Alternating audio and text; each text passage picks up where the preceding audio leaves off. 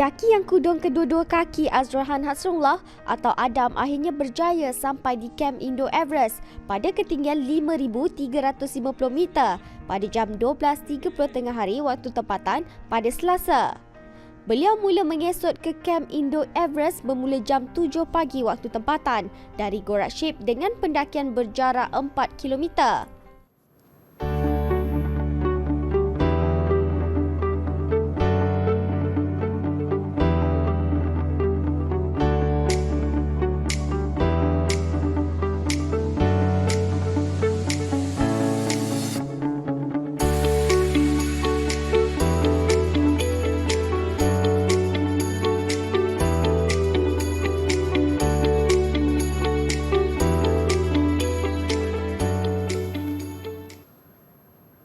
Assalamualaikum, apa khabar semua? Anda sedang menyaksikan pentaksiran psikometrik di Didik TV KPM. Bertemankan saya selama 30 minit hari ini. Nama saya Syamira Nazir. Hari ini kawan-kawan, kita membincangkan tajuk tentang Inventory Trait Personality atau lebih dikenali sebagai ITP dengan tajuknya Resilient. Resilient atau lebih dikenali sebagai daya tahan. Tapi apa itu sebenarnya daya tahan? Adakah daya tahan terhadap tekanan, luaran, dalaman atau daya tahan terhadap apa? Dan hari ini istimewanya di studio saya bersama dengan guru bimbingan dan kaunseling iaitu Cikgu Mazdalina dari SMK Convent Kajang Selangor. Apa khabar Cikgu? Alhamdulillah. Sihat Cikgu. Terima kasih. Sama Cikgu. Cikgu, hari ini kita nak membincangkan tentang daya tahan. Mesti murid nak tahu ni apa ni? Daya tahan ni lasak ke? Tapi nanti dulu kerana Mira pun nak memperkenalkan jurubahasa isyarat yang bersama dengan kami pada hari ini iaitu Cikgu Siti Zubaidah dari SK Pendidikan Khas Kuantan Pahang. Apa khabar Cikgu? Terima kasih kerana membantu kami hari ini di studio. Baiklah, Cikgu Mazdalina, apa sebenarnya dimaksudkan dengan daya tahan tu? Okey, terima kasih ya Mira. Assalamualaikum, selamat sejahtera. Ucapkan kepada semua. Okey, tadi sebagaimana awal tadi kita dapat melihat satu video yang menunjukkan seorang kita panggil orang kelainan upaya. Orang kelainan upaya tu yang berjaya, Adam saudara Adam kita berjaya sampai ke base camp Everest kan. Jadi itu adalah antara yang kita boleh lihat sebagai resilient dalam seseorang individu. Okay, sebelum tu cikgu terangkan sedikitlah resilient ni merupakan sebahagian daripada trait personality yang ada dalam inventory trait personality yang dijawab oleh murid-murid sewaktu tingkatan 2 dan tingkatan 4 Jadi maksud resilient ni sebenarnya kalau secara umum merupakan kemampuan seseorang dalam mengatasi, melalui dan kembali kepada keadaan semula jadi selepas berlakunya sesuatu tekanan ataupun peristiwa yang mengganggu-gugat dia. Contohnya Mira, macam bola. Baik, kan? Bola kita baling, lantun kan? Betul. Jadi lantunan itu merupakan satu resilient yang membantu bola itu melantun semula kepada kita. Kita bayangkanlah diri kita tu macam bola. Ada kalanya manusia ni diuji dengan pelbagai cabaran dan ujian dalam hidup kan. Ada orang kata jatuh 7 kali, bangkit 8 kali. Jadi begitulah maksudnya resilient tu yang mana dia sebenarnya membantu seseorang itu untuk bangkit selepas jatuh. Itu secara umum. Tetapi secara untuk dalam definisi pentaksiran psikometrik itu sendiri, resilient itu merupakan individu yang cekal dan bermotivasi untuk menghabiskan atau menyelesaikan sesuatu tugasan. Ini dalam definisi psikometrik untuk resilient. Yang maksudnya ialah murid tu mempunyai ketahanan dari segi fizikal, mental dan emosi dalam menyiapkan sesuatu tugasan. Dia seorang yang bersemangat, cekal, ada daya tahan tinggi, bermotivasi. Walau apa juga cabaran, dia akan cuba usaha untuk selesaikan sesuatu tugasan tersebut. Jadi itu yang kita namakan sebagai resilient. Baik, kalau kita tengokkan Cikgu, apa kepentingan ada trait personality resilient ataupun daya tahan ni dalam diri murid? Okey. Sebenarnya trait personality resilient ni penting. Dia berbeza sedikitlah dengan trait personality yang lain yang mana kalau trait ketahanan diri ni perlu ada dalam semua jenis persekitaran pekerjaan. Yang mana melalui trade personality ni kita dapat membolehkan murid sedar tentang potensi diri dia sendiri. Okay. Trade personality resilient ni perlu ada dalam persekitaran realistik, investigatif, artistik, social, konvensional, enterprising dan juga satu lagi ialah konvensional. Okey. Jadi itulah sebabnya penting ITP resilient ni dalam semua bidang pekerjaan, bukan dalam satu-satu pekerjaan saja. Sebab kita kena faham maksud itu sendiri, iaitu motivasi dalam meningkatkan sesuatu tugasan, menyelesaikan sesuatu tugasan. Baik. Cikgu, jadi itu seberingkas apa yang dia masukkan tentang daya tahan ini. Bukan daya tahan lasak maksudnya, tetapi daya tahan daripada segi fizikal, mental juga, cikgu. Okey, kita nak berhenti berehat seketika. Kita akan sambung lagi selepas ini perbincangan kita. Jangan ke mana-mana, teruskan setia bersama dengan kami hanya di Pentaksiran Psikometrik.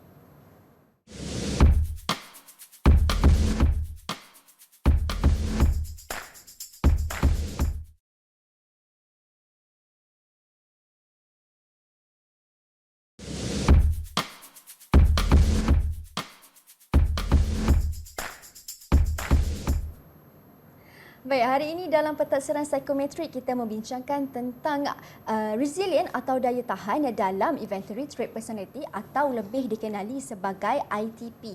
Baik, kita dah tahu apa yang dimasukkan sebenarnya dengan daya tahan ni, cikgu. Resilient ni kita dah tahu dah. Tapi pastinya untuk personality ini, trait ini ada skor dia.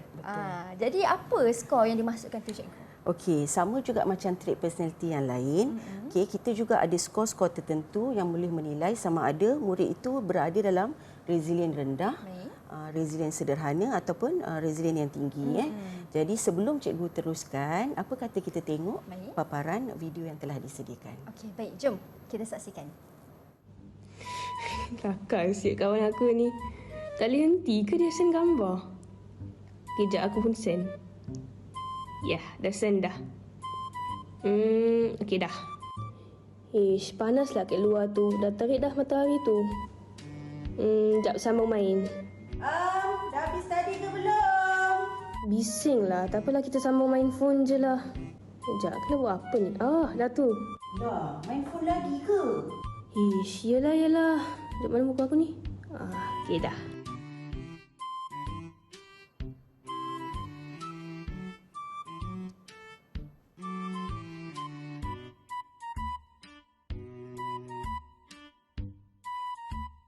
Asyik gagal je. Lantak ah. Cikgu. Lantaklah, gagal pun biarlah. Macam kan? mana tu, cikgu? Nampak macam mana agaknya kalau Mira tengok murid tu tadi? Saya tengok cikgu nampak macam murid ni suka melengahkan kerja. Satu kan, tak fokus. Betul. Jadi kalau kita tengok daripada paparan tadi, skor 1 hingga 30% dikatakan sebagai skor resilient rendah. Yang mana kita tengok tadi dalam video tu, murid tu tak ada daya ketahanan. Kan? Kemudian dia cepat bosan. Tak kisah pun, gagal pun tak apa. Dan dia tak ada motivasi. Kan? Dah gagal, tipu pula. Kan? Masuk handphone pula dekat buku. Betul. Jadi dia tak kisah tentang kegagalan tersebut. Jadi itulah dia antara personality bagi skor resilient rendah. Okey, baiklah. Jadi kita tengok pula paparan video yang seterusnya untuk resilient sederhana. Okey, jom. Ish, tak boleh ni. Aku kena belajar. Okay, jom kita start. Kita buat fizik dululah. Senang. Bab mana bab ni. Soalan ni aku tahu, aku rasa. Okey, jawapan dia ni. Okey, ya.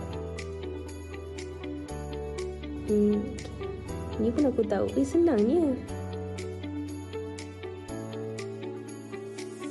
Okey dah. Next page. Ni pun aku tahu. Senangnya. Kiraan ni.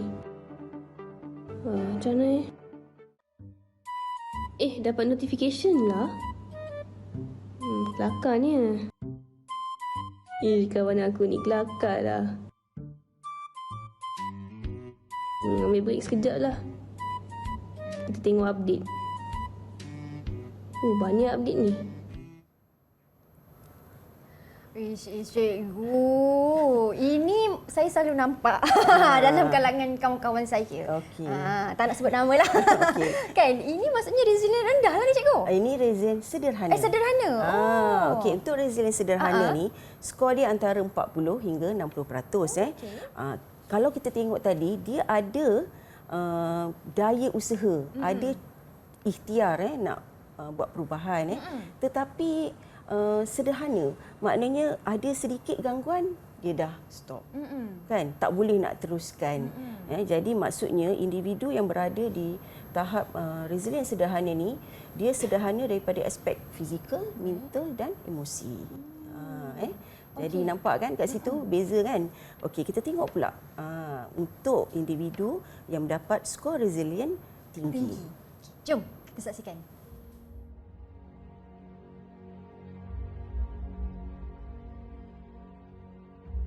Okay, kali ni tak nak main phone.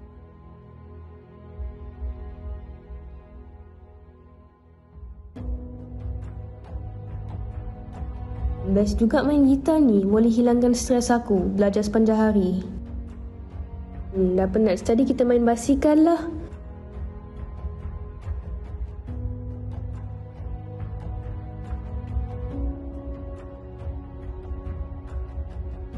Bangga ni aku tadi dapat CJ atas pentas lagi.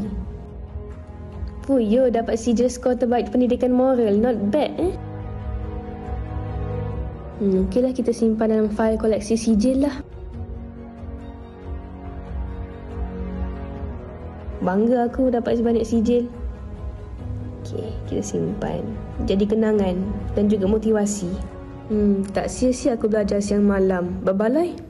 Baik cikgu, nampak berbeza cikgu. Jauh perbezaan Jauh tu sangat, kan? Dari yang rendah, sederhana ke tinggi. Kalau yang tinggi ni perlu bagaimana cikgu? Okey, kalau tinggi skornya antara 70 hingga 99%. Kalau kita tengok kat video tu memang kita nampaklah dia mempunyai daya ketahanan yang tinggi kan. Walaupun penat kan waktu masa tu berjalan untuk belajar, tapi dia berusaha menyiapkan semua tugasan yang diberikan. Kemudian dia cuba cari cara bagaimana nak meluang, nak beri rehat pada diri sendiri kan. Kalau belajar 24 jam letih kan. Jadi cari cara alternatif bagaimana nak mengubah sesuatu tu dalam bentuk yang lebih positif kan. Kita tengok sebelum ni duduk dalam bilik je kan. Tapi yang ni dah start beriadah. Beriadah, ada kawan kan. Jadi itu merupakan antara ciri-ciri mereka yang mendapat skor resilient tinggi. Baik cikgu, kalau kita tengok tadi perbezaan daripada satu segi markah lah skornya kan. Tapi kalau daripada murid itu sendiri, kalau kita tengok bagaimana perbezaan murid yang mempunyai trait sederhana dan juga yang tinggi. Kalau kita tengok macam tadilah, kalau murid yang sederhana, dia ada usaha nak berubah, tetapi dia tak konsisten kan. Sekerat jalan tetapi kalau untuk mereka yang mempunyai resilient yang tinggi kan, walau apa juga cabaran dia akan teruskan. Dia cuba cari cara. Kalau kata tak boleh guna cara A, dia guna cara B. Yang penting sampai ke pada matlamat yang hendak dicapai. Jadi dari situ kita boleh tengok bagaimana skor resilient tinggi ni sangat penting kepada semua individu, tak kiralah sama ada sama ada pelajar di sekolah menengah ataupun di universiti ataupun apabila mereka memasuki alam pekerjaan nanti. Baiklah. Wow, okey, nampak macam tak ada apa, macam biasalah tu rehat. Tapi sebenarnya main peranan cikgu antara yang sederhana dan juga yang tinggi ini. Okey cikgu, kita nak berhenti berehat seketika. Kita nak kembali semula selepas ini untuk kita membincangkan lagi tentang apa yang dimaksudkan dengan resilient ataupun daya tahan ni. Tapi kita akan kembali semula hanya di Pentasiran Psikometrik Didik TV KPM.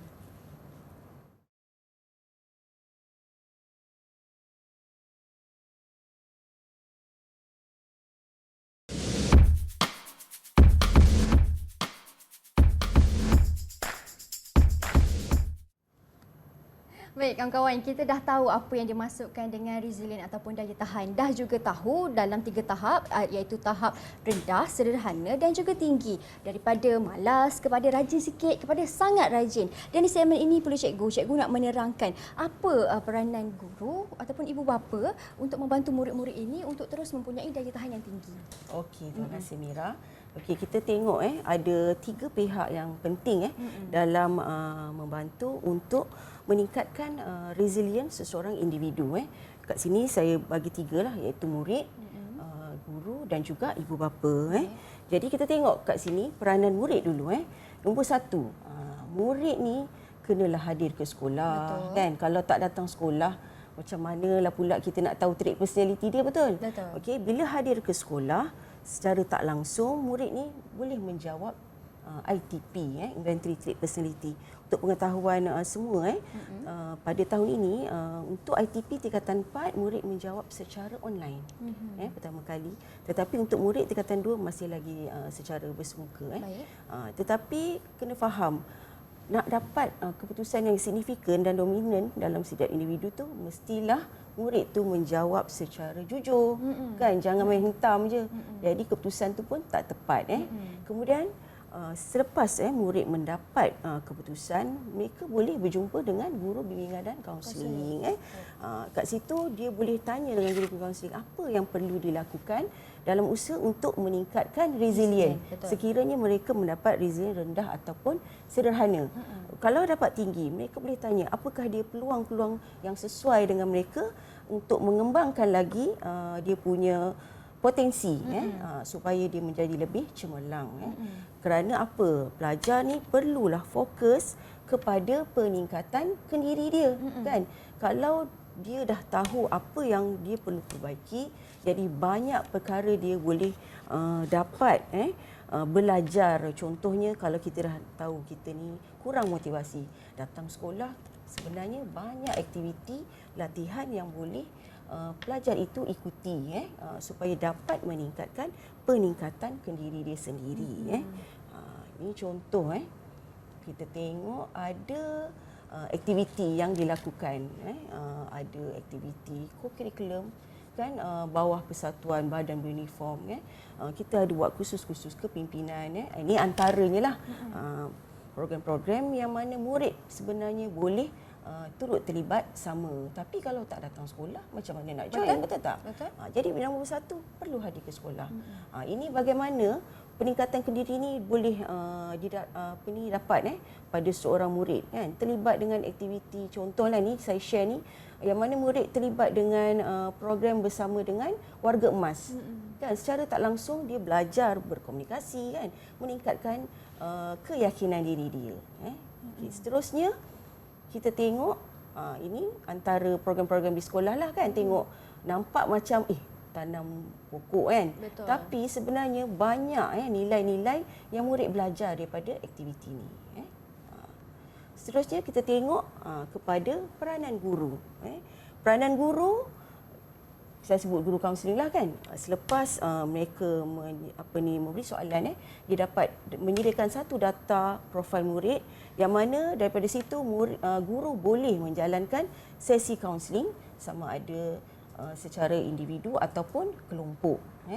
Penting sebenarnya data ni kerana daripada data tersebut guru boleh menjalankan sesi secara berpandu. Kemudian dalam masa yang sama juga guru juga boleh membuat konsultasi bersama ibu bapa. Kalau anak-anak yang ada isu ketidakhadiran ke sekolah, kan, sebenarnya guru boleh bersama-sama dengan ibu bapa berbincang bagaimana nak membantu anak tersebut.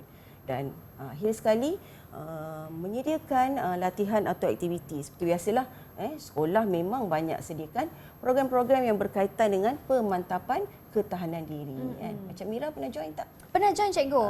Tapi masa tu saya perkemahan. Boleh ke, cikgu? Boleh. Termasuk? Okay. Jadi kita tengok kepada okey, ni antara contohnya lah. Ni secara tu perkemahan tu, cikgu.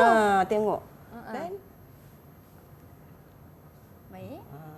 Ini bagaimana pentadbir sekolah terlibat bersama dengan anak murid, beri penghargaan kan kepada anak murid. Walaupun nampak simple je kan bagi pen kan, tapi sebenarnya budak-budak paling suka. Ya, betul. Okey. Seterusnya kita tengok kepada peranan ibu bapa. Ibu bapa bagaimana mereka boleh membantu meningkat resilien anak. Nombor satu, kenalah hadir ke program-program sekolah kan. Contohnya kumpulan menghadiri mesyuarat PIBG kan, hari sukan kan, seronok kan kalau anak ni tengok ibu dia terlibat sama kan. Dalam program tersebut. Kemudian dalam masa yang sama jumpa dengan guru kelas, guru bimbing kaunseling lah untuk mendapatkan info berkaitan dengan anak-anak. Dan yang paling utama ibu bapa ni perlu membentuk personaliti anak dari kecil kerana kita kena faham personaliti ini memberi pengaruh yang besar kepada ketahanan diri. Contohnya daripada kecil lagi ibu bapa menanam nilai berdikari, empati dan ada sifat menolong. Benda tu penting. Betul. Kemudian dalam masa yang sama jangan lupa wujudkan juga kefungsian keluarga kerana keluarga yang baik mempengaruhi kesejahteraan individu yang mana akhirnya murid ini akan lebih banyak masanya di rumah berbanding di luar. Kita kena faham perkara itu sebenarnya memberi impak yang besar kepada ketahanan diri seseorang. Ya, baik cikgu. Ini kita dah tengok dah antara peranan guru kaunseling, ibu bapa dan juga murid sendiri kan. Ada gambar juga cikgu sediakan ya? Kita tengok gambar. Okey. Ini contohlah perjumpaan ibu bapa kan. Parents datang jumpa dengan cikgu bincang pasal akademik anak. Betul. Ini momen yang agak ditakutilah oleh murid-murid kalau tak bersungguh-sungguh. Okey, cikgu. Penting tu. Tapi penting sebenarnya. Okey, cikgu, memandangkan kita pun dah sampai ke penghujung perbincangan kita. Sedikit rumusan ringkas daripada cikgu Mazdalina, apa yang kita bincangkan pada hari ini? Okey.